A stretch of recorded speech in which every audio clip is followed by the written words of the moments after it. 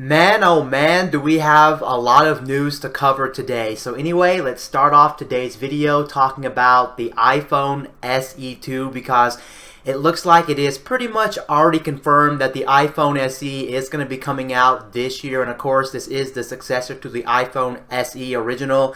And of course, if you're unfamiliar with the iPhone SE original, the iPhone SE was pretty much a phone that was on the same design as the iPhone 5.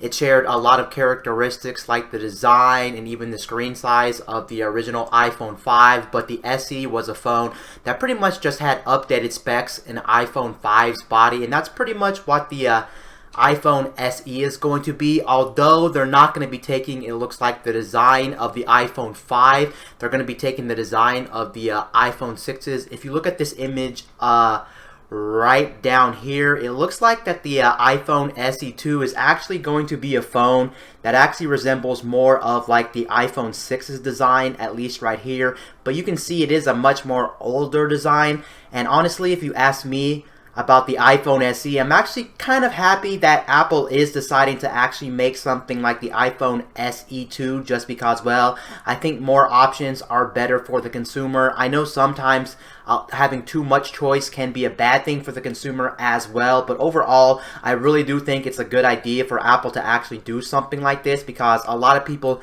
still do like small screen phones. Not everybody wants a big like phablet looking phone in their pocket. Also, of course, this one probably being the smallest phone that Apple is actually going to make. Of course, that does mean this is going to be the cheapest way to get into the iPhone experience or iOS. If you want to get into iOS, it does kind of suck to get into iOS. The cheapest phone most likely is going to be the one that is the smallest phone, and some people want a slightly bigger screen for a little less money, so that does kind of suck. But either way, this is pretty interesting that it is pretty much already confirmed. If you look right here, it says Apple iPhone SE2 enters final verification stage, paving way for launch. So you can see that they are already pretty much almost done with this. So without a doubt, this is probably coming this year. And a lot of people were very excited when they actually heard the news that the SE2 might potentially be coming back, or the SE might be coming back. And yes, it looks like it's going to be using the iPhone 8's design, which is pretty much the same design as the iPhone 6. They've been using the iPhone 6 design for many generations, so it's not too surprising that they would use an older designed iPhone just because, well, it's supposed to be a very cheap way to get into iOS, and it's just a budget phone overall, so it makes sense they wouldn't want to use something like the iPhone 10's design that's more of like a borderless design when it comes to phones. So you can see this one does actually look outdated, but that's the point. You're not paying too much money for this phone, so don't expect the world from this phone. It looks like this phone is only going to be 4.7 inches, so you can see it's going to be a very small screen, probably one of the most smallest phones out there on the market, and definitely one of the most smallest iPhones on the market when it actually comes to the iPhone. If you want a small screened iPhone, and it looks like this one may be just $399. It looks like it's going to be $50 cheaper than the iPhone 8. So you can see this is a really budget friendly iPhone if you just need a budget phone for whatever the case may be, or you just like small screen phones, then this is definitely going to be perfect for a lot of you guys. And yes, I'm actually glad this phone is coming back, like I said. Now, this phone in particular is not a phone that actually speaks to me as a consumer, just because I'm not a person that likes small screen phones. After owning so many big phones throughout my life now, there's really no reason for me to downsize, and it's just a little bit too small. But I still know that there is a market for these phones who really do like smaller screen phones and smaller screened just smaller phones in general, just because if you look at these phones are just very pocketable. They're very easy to grip. I would see why somebody would actually like the design of a smaller phone rather than a bigger phone. But for me, I do a lot of things on my phone. I do a lot of multimedia consumption. So for me, it just makes no sense to have this phone. But yeah, it's nice that it's cheap. It's very small. Overall, props to Apple for actually bringing back the iPhone SE2. I know a lot of people wanted this back quite some time ago, but they never did it. But now it's pretty much confirmed. This does not actually 100% confirm that this phone is actually coming out, but just looking at the actual headline, it does say that it is in verification stage. So pretty much guaranteed that this thing's coming out, and props to Apple for trying to hit the high market with their premium smartphones and then trying to hit the lower end with something like the iPhone SE2 that's really going to be good for the budget-friendly consumer who's looking for an iPhone. Now, the next article that I actually have is also going to be relating the Apple ecosystem. It's actually going to be about iOS, and this one is kind of a dealer, and this one does actually kind of suck. Now, basically, the news here is the fact that Apple, of all companies, is actually going to start allowing push notifications to actually have ads on your push notifications. So wherever you get notifications on something like your iPhone, no matter what application it is that allows you to get notifications, you now will be able to see ads, because Apple finally allowed developers in the Apple App Store to actually allow developers to put ads in their push notifications. And I know we live in a world where everything that we do on the internet pretty much has ads, but of course, you guys know ads pay the bills. Ads are what makes the world go round. I know so many people out there don't like ads. They're very pesky, they're annoying. You have to deal with them throughout your day. It just bothers your day. It's just something you don't look forward to. But like I said again, advertisements just pay the bills, and overall it just makes sense from a marketing standpoint and a money standpoint to why Apple would actually do this. Most likely they would be getting a cut of the pay if they allowed advertisers to give you push notifications as ads and things like that. And of course, those ads help those companies make their applications better. It pays for their bills. Overall, it just makes sense. But for everyday usage of an iPhone, and for every day you're getting so many notifications throughout your busy day, why would you want a notification to come through that's just going to be a silly little ad that's actually going to bother you and pester you throughout the day? And I'm honestly, even though I think I understand why they're doing it, I also don't understand why they're doing it this way, because I think this is just a bad way to destroy your reputation, to destroy your brand. There is no way that you should be allowing people who make applications on iOS to actually have all these different ads, because I just think ads are just no good, especially going about it this way where they're bothering you. Because if you hear like a ding on your phone, there's no way to know if it's going to be somebody or like an advertisement. And even if you don't hear like a sound on your phone, when you go to check your phone, like on your home screen, or excuse me, your lock screen or your notification tray, you're going to be getting a lot of different ads that actually do come up on your actual phone, and they are going to be very pesky. And of course, it will be even worse too when you guys know a lot of people out there today don't have a big data plan or things like that, and it does suck that still will be taking a little bit away from your data plan. And also, the one bad side about this is going to be the fact that your phone's going to be draining even more battery now, because you may be getting more notifications than you did before, just because now you're getting your normal notifications, and also you are getting notifications from applications in iOS. So you're basically getting unwanted notifications throughout your day, which is pretty annoying. But here's the article right here talking about the whole situation. Push notification ads on iPhones are coming, but actually, you know what? Now that I think about it, it does say in this article that you actually have a right to actually disable them. I do believe right here where I highlighted it says push notifications must not be required for the app to function. So basically what it's saying is, of course, you guys know on any application that you download, you're not forced to put push notifications on. You can always just disable every single notification, because an app still has to run.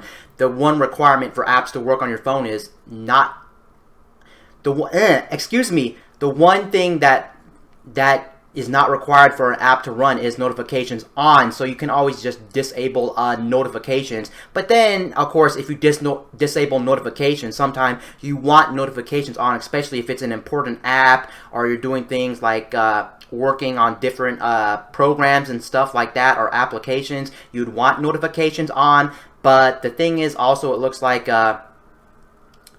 just in general, they can't force you to have those ads on. I guess you can read everything right here, but either way, it is still kind of annoying that notifications are coming to the iPhone in forms of applications, or ads are coming, because I think this is just not a good way to handle ads, and so many people are going to be turned off by having notifications on now. It just makes everything complicated, but I understand why they would do it, but I wish there was just another way to go about this, because I know ads, you see ads all the time throughout your busy day.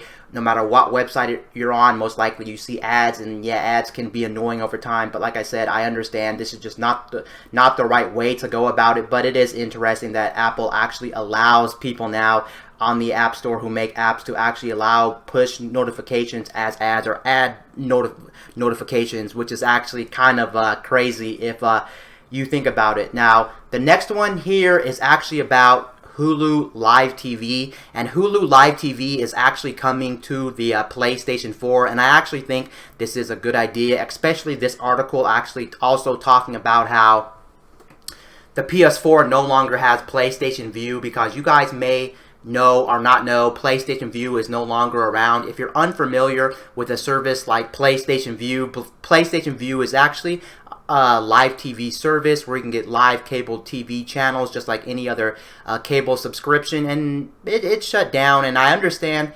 why PlayStation View actually shut down, just because a lot of people didn't understand the name. I think the biggest problem with PlayStation View was the fact that they called it PlayStation, and I know a lot of people out there kept thinking, oh, do you need a PlayStation for PlayStation View? The correct answer was no, you did not need PlayStation for PlayStation View. So I don't know why Sony would want to market this as a PlayStation service when PlayStation View worked on anything. It pretty much worked on any smart device where you can watch live TV, and people just did not understand that who did not own a PlayStation, which is one of the biggest downfalls to why this service actually failed in the long run. But now we do actually have a replacement on the PS4. If you use your PS4 for a lot of multimedia consumption, you can see Hulu's live TV service is now on PS4 consoles, so that's great. I don't know if they have any other live TV services on the PlayStation, just because, well,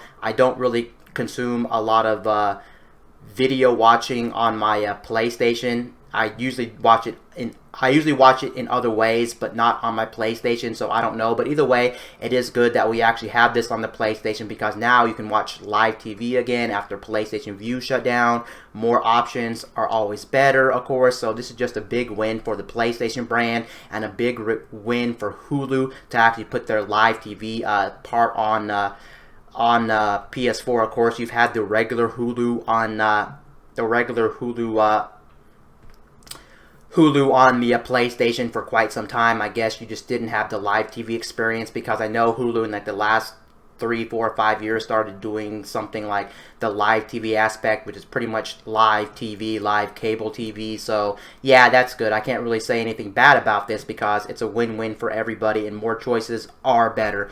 Now the next one is actually about the Google Assistant. It looks like the Google Assistant is actually getting smarter and smarter and smarter, and they want to implement all these different things to the Google Assistant when it actually comes, to the Google Assistant. And I'm actually all for this, especially coming from a consumer that uses a lot of the Google Assistant on my smartphone. I use it practically every day to look up just different things or ask it questions that I'm always curious about. And for me, I really do like the Google Assistant. So if they're always trying to work on improving the Google Assistant in a lot of different ways, it really does make me happy as a consumer. I know not everybody feels the same way about the Assistant. Some people may feel like your privacy is being breached. I understand that. And maybe you just don't find it useful for whatever the case may be, or maybe you just don't use it because you don't like talking to your phone, whatever the case may be. I understand, but for me, I love using the Google Assistant. It's definitely one of the most features I use on my smartphone, and a lot of people may use these assistants too if you're on a different device. Like for instance, you're on the Google the Google Home if you ever owned like a Google Home. Now this update looks like it's going to be mostly for smart devices like smartphones and tablets running Android. It doesn't look like it's going to have anything to do with the Google Home if you own the Google Home. But basically what this is saying is they're going to be implementing a new feature called Read It, and basically what Read It's going to allow you to do is, just like the name implies, it's going to read out stuff, but in this case it's actually going to read out web pages to you if you ask it to read web pages, which I actually think is very interesting, and I actually think this can be very useful in a lot of key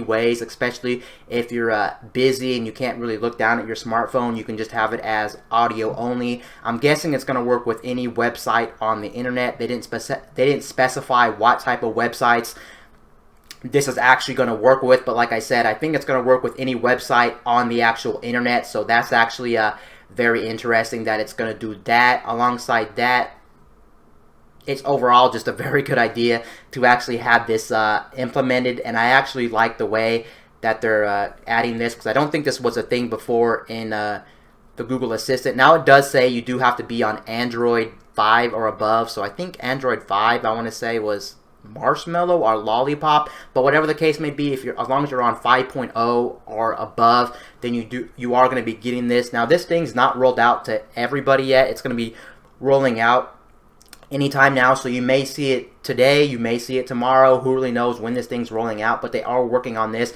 And the cool thing about this is it does say it'll work up to 42 different languages, and I actually think this is very smart move on their part, just because there is a lot of different people with a lot of different languages. So maybe your first native language is not English and you don't understand English. It's nice that it'll read out in different languages. I don't know how practical this is going to be in the long run, just because I think it's a great concept if you can't look at your screen and you need Google to read out something to you like a full web page. But the problem is, you know, a lot of times with these assistants, they're still not the best sounding people. They don't really sound still like 100% accurate to like a human's voice, and since they don't sound 100% accurate to like someone's human voice, of course, it may not be the most pleasurable thing to actually have something like the Google Assistant read out a long website to you, because it may start being kind of ear piercing slightly, but it still is convenient. I can't really say it's a bad thing. It's not a bad thing. It still is kind of a good thing, just because, well, it gets you to learn more stuff that maybe you wouldn't have time to, just because you don't have time to look at your screen and you just want to throw it up.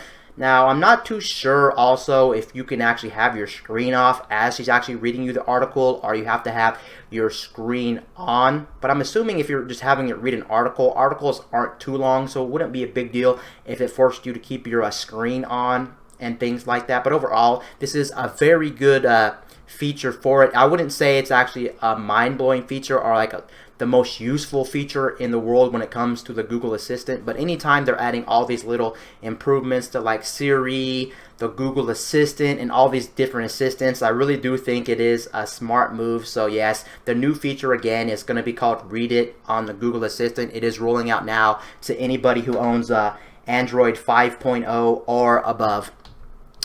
Now, the next one on my list is actually about not really technology, yes and no, but this one is actually about the company Boosted. If you ever heard about the company Boosted, they make electric longboards, and they actually started making electric scooters in the last couple of years. But yes, they are in big trouble right now. It looks like the Boosted company is actually had to lay off like half of their employees at the company. It's getting really ridiculous for the Boosted company, who makes electric skateboards, electric longboards. Just overall not a good experience. I wanted to talk about this because I think it's very interesting that Boosted is actually one of the most popular makers of electric longboards and electric skateboards to date. It's like a household name at this point, and they've been around for a little while now. And like, if you're into electric longboards, you've heard of Boosted, because a lot of people on the internet, especially like YouTubers, a lot of the big ones do use Boosted. So you've heard of Boosted most likely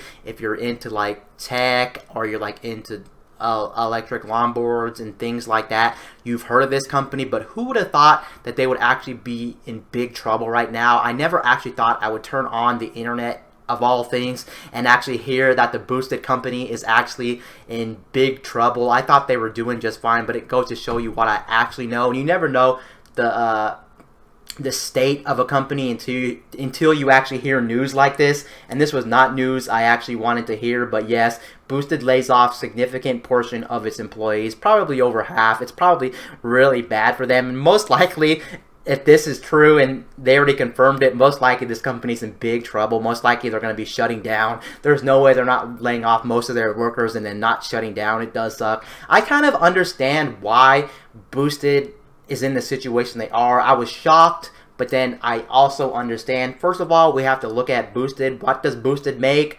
They make electric longboards and electric skateboards primarily. Two things that actually hurt the company in the long run. They're making products for a very niche audience. Not everybody knows how to skateboard, and you may be turned off by skateboarding. And then second of all, their products are products that were always very, very high. It's not like they were the highest thing in the world, and for something that's electric, that can get you around, that's pretty much a vehicle, it's actually a very good deal to actually be buying one of these things, but the price point is what got everybody. Not everybody feels the same about the price point. Most of their boards start at like $900. Most of them are over $1,000.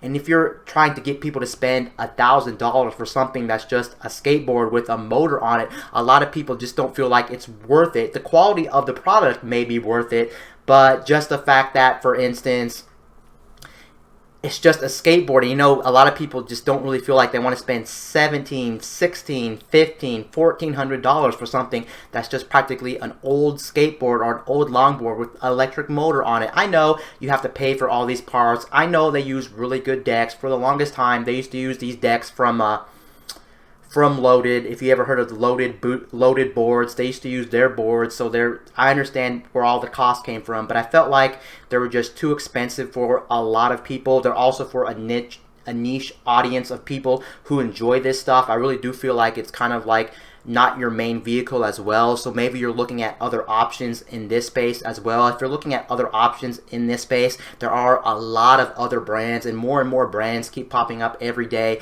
in the electric longboard space, and they have a lot of competition. Back in the day when Boosted first started, and for a couple years after they were already in business, there wasn't that much competition, but it does seem like more and more companies want to start making electric skateboards and electric longboards, just because it makes sense. And yeah, more and more people are interested in them the longer they're out and stuff like that. So it makes sense that people are going to find alternatives, and there are some really good alternatives to Boosted boards that are only like $400-$500, and they're actually about the same quality as the Boosted board. I'm just going to keep it real with you guys. You can find those options, and a lot of people are happy with their options, and it looks like Boosted can't figure out a way to make their product any cheaper, so they're always one of the most expensive brands out there, and overall it just hurts their brands. And on top of that, like I said, a lot of people just think these are like toys. I know they're not necessarily toys because they are practical. You can use them as like a last mile vehicle, which a lot of people call them last mile vehicles, and they are practical. They go fast. You can get to like the grocery store and things like that. Also, on top of that, they're a vehicle that's not good when you like are out in the rain or out in the elements, so I can see why everyone would be iffy about spending so much money on a Boosted board. So basically, I understand why the Boosted's in trouble, but who would have thought they would be in trouble since they're one of the biggest brands in electric skateboards and electric longboards. But oh well, it is what it is, and it does suck. There is a time that this company's probably not going to be in business. One thing I will say that did hurt their business, at least talking to other people who are actually invested in like electric skateboards and electric longboards, was the fact that a couple years ago they did change their parts, and instead of using Loaded parts, they mostly use in-house parts now when it comes to the decks, when it comes to the wheels, when it comes to like the bearings and everything like that. They shied away from all those outside sources that are known for making high quality longboard stuff and skateboard parts, so that did kind of hurt their reputation a little bit. But overall, I just understand why this company is in big trouble, and most likely don't be surprised if you come on the internet and it says Boosted is finally out of business. But I never knew it was out of business, but are going out of business or getting ready, are just not doing good right now. But it makes sense because, like I said, They just make products for a niche audience. Now let's actually talk about something very interesting. Let's go back to smartphone land, because in smartphone land there's another new development. Of course, you guys know it's 2020 and a lot of people for like the last 2 or 3 years have been trying to make really crazy smartphone designs, because what do we have? We've had the same smartphones for practically ever, and we want to try to get different smartphones and try to make smartphones a different beast than just having a rectangle slab of glass in your pocket. Let's try to make something different, and this one is very interesting. So of course, what is 2020 and 2019 of? They're both the years of the foldable smartphone, and this one just takes up everything to a whole nother notch. And I really do have conflicting feelings about this next smartphone. You may have already seen this smartphone, because I think this smartphone was actually floating around the internet for quite some time. So basically, the smartphone that we have here is the TLC. The TLC debuts a concept smartphone with flexible roll-out display. So this is one of the most crazy foldable phones out there on the market. If you thought you've seen it all, you haven't seen it all until you see this TLC phone. This TLC phone is absolutely nutty. Let's go ahead and check on the picture right now. So basically, here it is right here. He's going to demo the TLC phone. See if I can play it and bring it up full screen for you. But here it is right here. Okay, after the ad actually plays, there's an ad playing, unfortunately. But basically, how it works, it folds in like three different pieces, which is absolutely nutty. I don't know in what circumstance would you ever need a phone to fold like three-way. It just doesn't make sense to me. And for durability reasons, that's not good, because we're already learning over time anything that has moving parts or has to fold is just not good. And the biggest downside with folding phones is just the fact that is just the fact that folding phones have a problem with their screens. Their screens aren't built the greatest, so most of the time the screen gets damaged easily, whether we're talking about like a plastic screen, which most of these folding phones use plastic screens, and then on top of them using plastic screens, some of them use glass, like the Galaxy Z Fold. But the Galaxy Z Fold kind of lied, because they did use glass, but it was on top of the layer of plastic. So that's not good. But overall, they're just very fragile. So we're still in a state where these are really not practical. And this one is, I would say, it could be useful, but it's one of the most weirdest designs, because, like I said, it's just, you can see right here on the table that he's showing the phone, it folds three-way, and I don't know in what circumstance would you need the phone to fold three-way. I know it gives you a bigger screen and things like that, but you gotta kind of find the practicality of something like this, and I feel like it's just too much of a hassle to have to open up the phone, have to like you see the way the guy's folding the phone. The way the guy's folding the phone is just absolutely insane. It's kind of like if you ever use like a sliding phone, it looks like he's sliding the phone and things like this. Now keep in mind, I don't know if they're actually releasing this phone. This is like a prototype, I do believe, or a concept phone, prototype looking thing. So most likely this is not going to come out. If it does come out, you guys know foldable phones are also still in a state where they're just very expensive to manufacture, and they're very expensive. So most likely, if I was going to pick a foldable phone, this would not be my first choice. Honestly, I know it can be useful, but I just think there's just too much fold going on.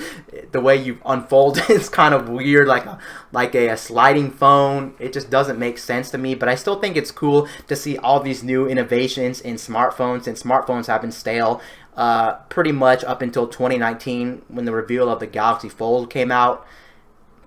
So I can see there actually being practicality, because maybe, for instance, you can put different applications on each single fold of the phone. Also, of course, when it rolls out, it'll roll out into a big smartphone. Let me go ahead and pause the video, because there's actually something interesting about the fold here. So basically, what's interesting about the fold here, if you actually look at the fold, look at the guys folding it, you can see the big creases in the display, and that's something that's not actually good, because when you're viewing this thing, it's not going to be the best experience. So I can see why somebody would not want that. It's kind of like the Galaxy Z Flip. You guys know about the Galaxy Z Flip situation. When you flip up the Galaxy Z Flip, you can see a little crease in the middle of the phone when you're actually using it, so it's bad for your eyes. It doesn't look the best. And then when you scroll up and down, you can feel the crease in the middle of the phone. And this one's gonna have so many creasing issues. It's just not gonna be a good experience. Again, keep in mind this is a prototype phone or a concept phone, so of course this is just like one they made really quickly to show what the technology is capable of,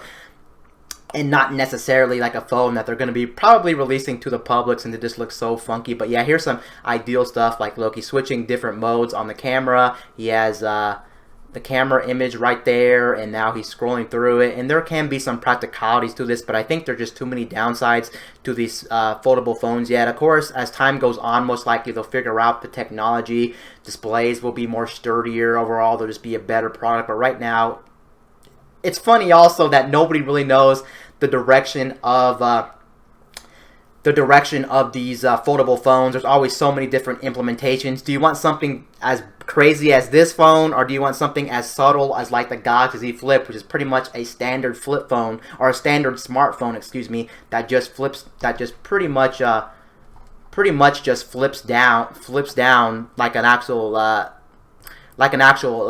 flip phone from back in the day. But yeah, I love seeing these things and just looking at them and seeing what technology is possible, because let's face it, if you're coming from like the past, you would never expect phones to be foldable, never expect displays to be foldable, but it shows you how far we have come in technology. We just got to see if these phones are practical, and we have to see the durability of these phones. But overall, just a very interesting concept from TLC, and you can see that companies are actually willing to try crazy different things until something sticks. But right now, we'll never actually get something to stick. Why? Because the price points are just way too high, so we can't see how many average consumers would buy these different designs and actually try them out, because they're more expensive than a flagship smartphone in most cases. So that does suck. But yeah, I just wanted to talk about the TLC phone because I think it's very interesting. Now, the next one on my list is actually about Google Stadia. I'm going back to Google Stadia because there is some interesting things about Google Stadia. The biggest thing about Google Stadia is now they're still rolling out more features that they promised at launched,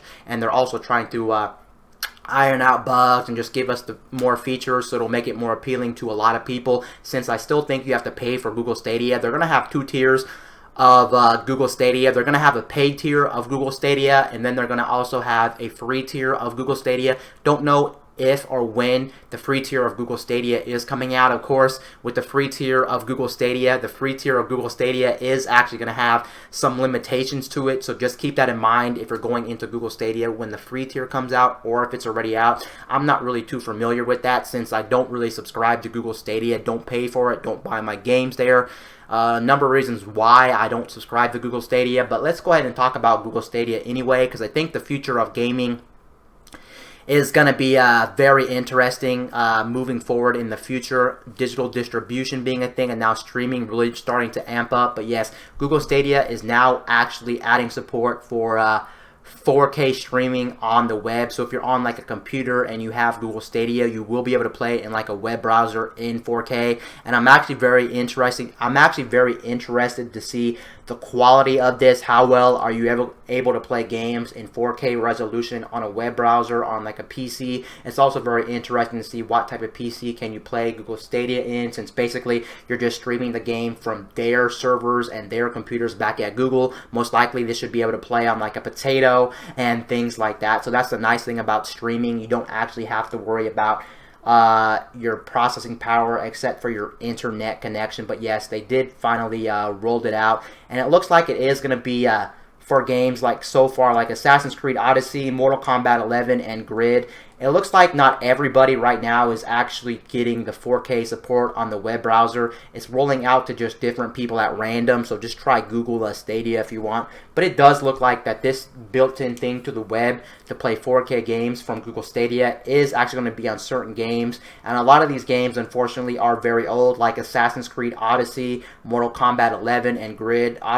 I think Assassin's Creed Odyssey is, I want to say, a couple years old now, and then Mortal Kombat 11 I think came out last year, and then of course Grid's a very old game, so it's very interesting to see. I guess not every game supporting 4K. That's still one of the biggest hurdles. I know 4K is not really a big deal. Playing games at like 1080p or even 720p is still adequate and still fine in 2020, and most of the time 1080p for a lot of people will be fine, and especially your internet connection maybe not being able to have support 4K. So even if you wanted 4K, you'll probably get a lot of drops in the quality of the game when you actually stream the game from like Google when it comes to this service. But it is nice anyway that they're still not backing down, and every time I see an article like this I want to talk about it because it does show that Google is still really on board with the whole gaming experience, with the whole streaming thing, and they really still want to make it right. Because the thing is with Google, time and time again, we already know that Google doesn't like supporting a lot of their different services. So most likely after time,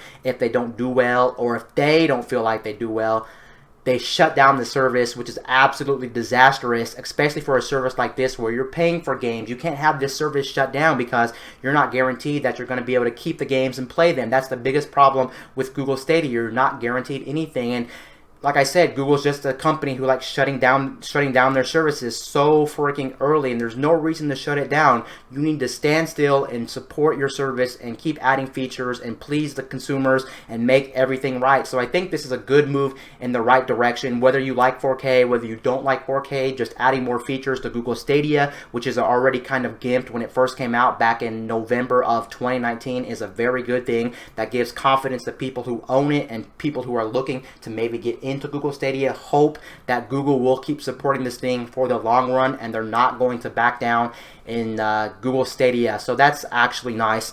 Now the last thing on my list for today's episode or today's video is actually going to be about another smartphone, and this one's not really all too interesting, but I wanted to talk about this. So basically you can see right here we have a phone called the Realme or Realm. I'm not sure how to pronounce it because a lot of different companies have a lot of different names. You may have already seen this smartphone, but the thing that makes the smartphone amazing is the fact that it's a phone for only $200, as the title says, and it has a 90 hertz display. And you know you can't really get a cheap phone that has a high refresh rate. So having a high refresh rate phone at a very cheap price for under 200, make that clear. It even says under 200 is absolutely nutty. Now, of course, is this going to be the best phone on the market? By no stretch of the imagination is it going to be the best phone on the market. Of course, there's going to be a lot of limitations to a phone that's under $200. Like, for instance, the screen, even though it is a 90 hertz screen, of course, it's not going to be the best. Maybe it'll only be like a bad resolution. Like you can see right here, it's only rocking 1080p. I was right about that.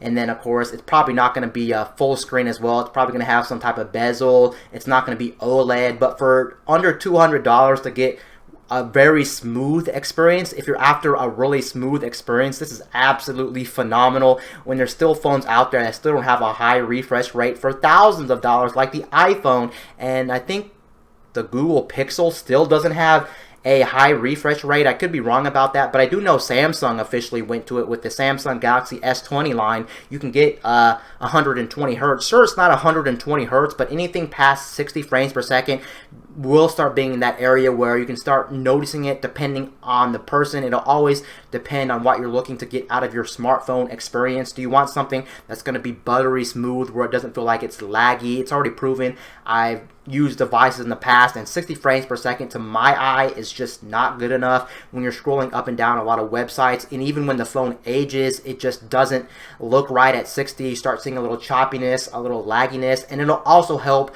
that if screens have higher refresh rates, that means over time too, that should mean that your phone should get less laggy because it has more refresh rate. Of course, battery is going to take a very big hit with phones that have high refresh rates, but that's to be expected. It just sucks a lot of battery out of the phone. But this phone also proves that amazing phones are always going to be cheap, and there's a lot of great options. You don't have to spend necessarily thousands of dollars for your smartphone experience. You can get some killer experiences for way under $1,000 like this phone. But of course, keep in mind you are going to have limitations like the display, maybe the performance, maybe the cameras, maybe the battery life. You'll always get some type of inferior product with something like this. But to see a 90 hertz display on something for under $200, who would have actually thought there would be a day where there would be a phone that comes out with the screen under or over 60 hertz at under $200? Because you know new technology is usually expensive, but Apple has had this technology for quite some time with their iPad line. They've had the iPad Pros of past, and they've had 120 hertz. So you can see that that technology's been out a little while now, at least when it comes to smartphone technology and things like this. But this gives me hope that cheap phones become more better and they just make sense to buy. What are you going to be really getting if you buy like a S20 versus something like this, or a mid-range phone like a OnePlus phone that's $400, $500, $600? What are you really getting out of your smartphone experience? In a lot of cases, you're not getting that much more better experience to get something like a flagship smartphone from like Apple or Samsung or Google. But I understand the appeal to those phones too. There are benefits of getting a phone without a doubt that's a higher price, but it's cool to see that a lot of these new technologies are just being implemented in phones that are extremely cheap for the average consumer. And yes, that's pretty much going to wrap up today's video. Anyway, guys, this is Wayne from my